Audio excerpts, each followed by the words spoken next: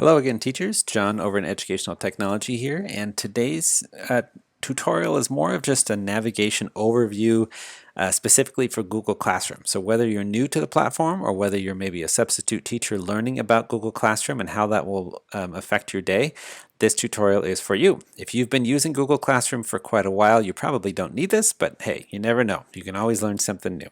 So, to get to Google Classroom, you can go straight into your My OUSD dashboard under the Google folder and then click on Classroom. If that seems like a lot of steps or you're not used to that, please know that you can also simply go to classroom.google.com, log in if you need to, and you will get taken to this landing page. This landing page basically shows you all the Google Classrooms you are a part of. So if I were an elementary school student, for example, with one teacher, I would literally only see one classroom here. If I'm a secondary student and I have 7 teachers and 2 extracurricular clubs that use Google Classroom, I would see all 9 of those here. So depending upon how many you're teaching or taking, that's what you will see here. So I'm just going to jump into a test class I have here, EdTech test class, and this is essentially Google Classroom. First thing you should be aware of is up at the top. You have 4 sections within the platform. So stream is kind of like a social media feed. It basically just gives you a stream of everything going on in the class. So every time a teacher posts something, it will be here. Every time a student comments, it will be here. It does only show you content that's specific to you. So if it's an individual chat, or messages, you'll see it, but other students won't if they're not involved. This area over here on the left is more for students to just say, at a glance, these are things that are coming up in terms of deadlines and due dates. But that's pretty much all that happens here. So students can get a quick glimpse of what's going on. If you told them to jump into your Google Meet, that would be up here at the top. You can just click on that link to jump straight in. If a student needs to join a Google Classroom, this is a quick and easy way to grab your class code. So a student could click back on this page. They can click the plus sign from Google Classroom. They can add your code right here and then jump into your classroom, which you can also copy and send out if you need to. So that's pretty much the stream page.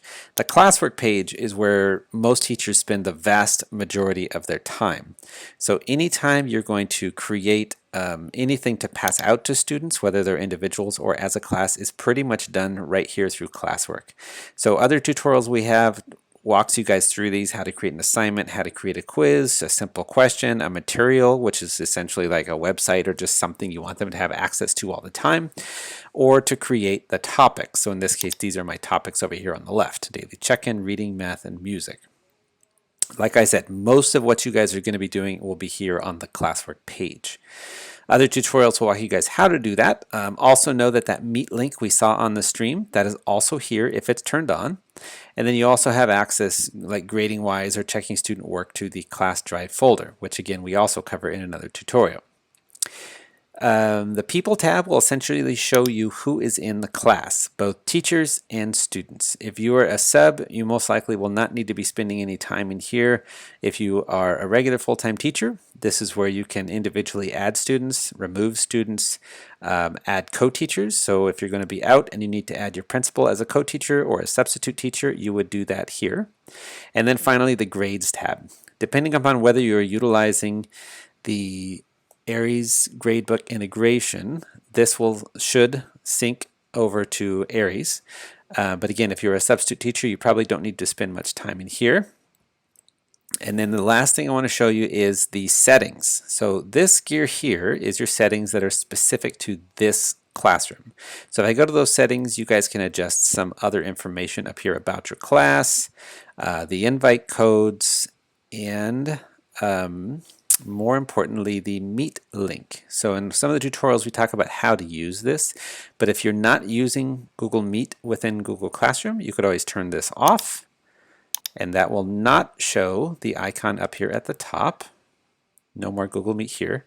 If you are, or maybe you're a substitute teacher and the teacher you're substituting for told you to turn this on, this is where you would find it. So we went under Settings, it's under General, make sure it is visible to students, and Save. So in terms of navigation, that is pretty much it. Hopefully that helps everybody just kind of get an idea of where things are in Google Classroom and where you'll need to spend more or less time. And until next time, hope that helped. Talk to you soon.